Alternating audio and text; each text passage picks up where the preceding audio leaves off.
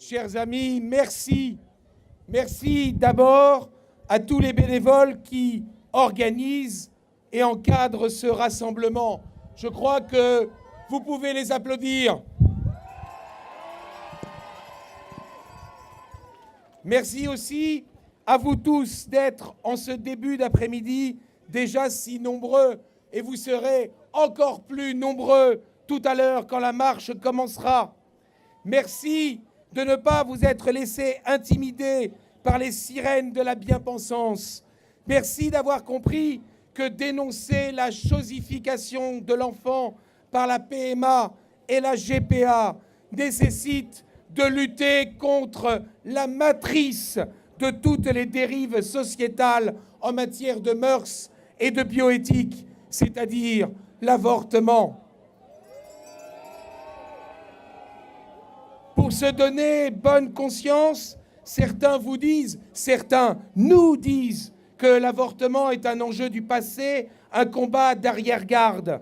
Feignent-ils de ne pas savoir que, faute d'opposants suffisamment conscients des enjeux, l'avortement est très régulièrement l'objet de nouvelles dispositions juridiques qui aggravent sans cesse le sort réservé aux plus innocents des êtres.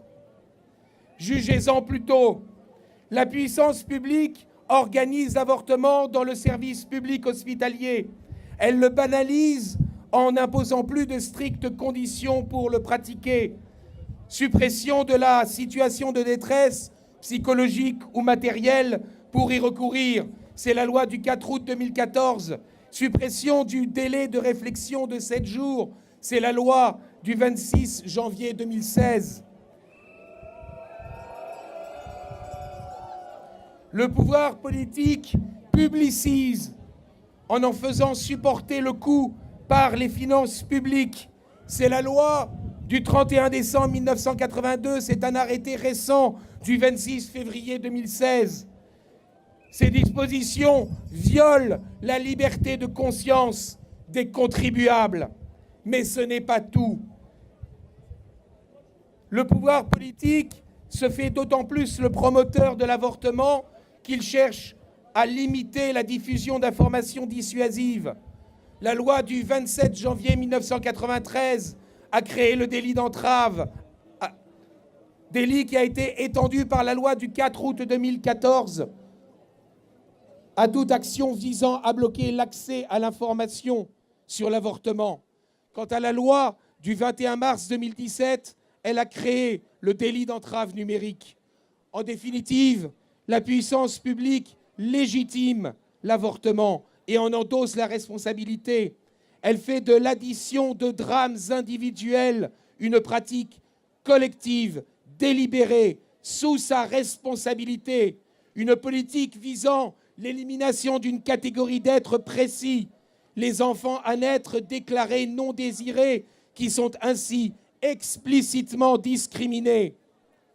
Cette collectivisation de la responsabilité est au cœur de la résolution votée le 26 novembre 2016 par l'Assemblée nationale, qui ne prend pas la défense d'un simple, si j'ose dire, laisser-faire individuel, mais revendique une politique active, garantissant et favorisant l'avortement.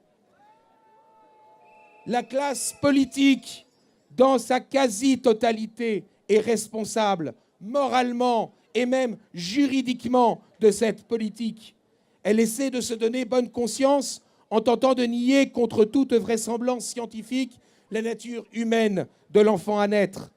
Il est vrai qu'elle serait alors conduite à devoir reconnaître qu'elle se rend complice d'un incommensurable crime en promouvant, en encourageant, en facilitant un crime contre l'humanité de chacun et de tous les êtres, de tous les enfants avortés. Certains pensent même qu'il s'agit là d'un authentique populicide, voire génocide, tant le nombre cumulé de victimes est colossal.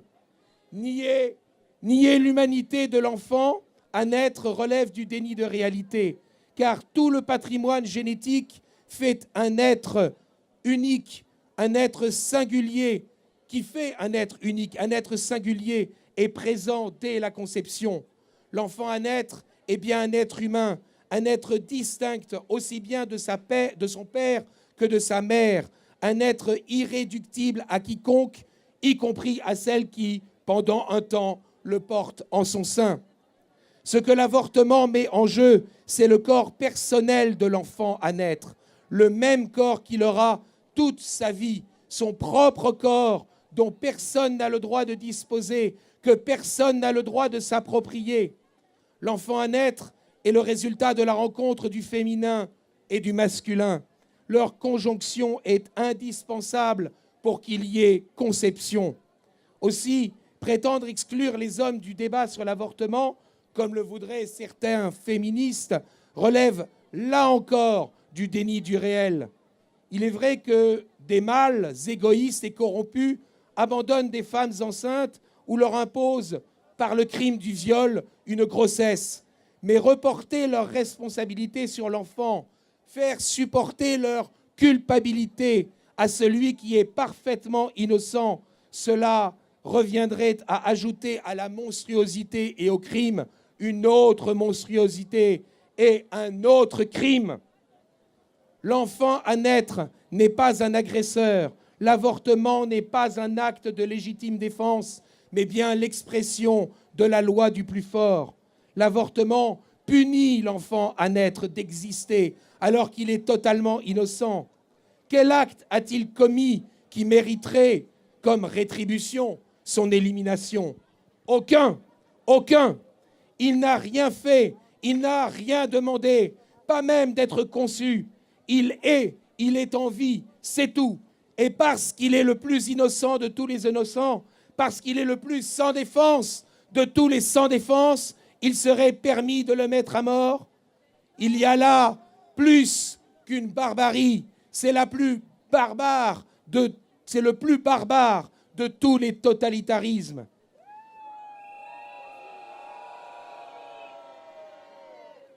Pour éviter de le voir, les turiféraires de l'avortement s'abandonnent au nihilisme, sous prétexte que l'enfant n'est pas assuré d'être heureux, sous prétexte que sa vie risque de ne pas être parfaite. Il se croit autorisé à faire l'apologie du non-être et à le préférer à l'être. L'idéologie mortifère par excellence, mortifère pour l'enfant à naître, dont on nie l'être singulier, dont on refuse l'espérance que sera sa vie, mais mortifère aussi pour la société, car l'apologie de l'avortement refuse de voir que l'enfant à naître est un être vivant qui, avant même d'être né, joue déjà un rôle social, celui de successeur, celui de continuateur. La politique en faveur de l'avortement relève du suicide collectif. D'ailleurs, certains politiques osent justifier la limitation des naissances pour faciliter l'accueil de l'immigration. Avortement de masse et immigration de masse vont bien souvent dans leur esprit de pair. L'avortement nie la vie innocente de l'enfant, de chacun des enfants à naître qu'il élimine. Mais l'avortement est aussi une agression contre la cohésion intergénérationnelle et culturelle du corps social. Par votre présence, par notre présence à la Marche pour la vie, nous témoignons que nous n'entendrons jamais céder à la culture de mort. Nous témoignons de notre opposition à l'homicide de l'enfant à naître et au suicide démographique et culturel de notre société. La force de la vie est immense. Soyons assurés que la vie l'emportera. Bonne marche pour la vie à tous!